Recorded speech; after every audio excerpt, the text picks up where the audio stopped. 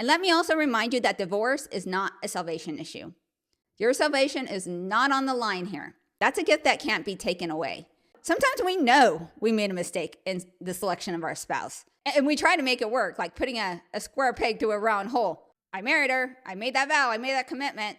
So, I made my bed. I'm going to have to lay in it. But we see in John chapter 8, verse 1 through 11, that even Jesus doesn't have that standard.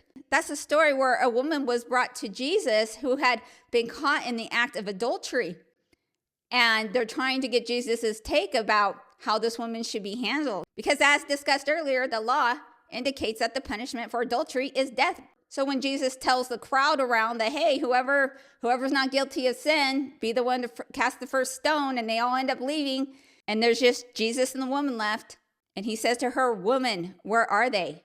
Meaning her accusers. Has no one judged you guilty? And she answered, no one, sir. Jesus says, I also don't judge you guilty. You may go now, but don't sin anymore. Like, guys, this woman committed the highest of sins in that time. One punishable by death. And Jesus tells her, I also don't judge you guilty. That is so powerful. Now, this is not me trying to give you guys some kind of loophole, a divorce hall pass of sorts.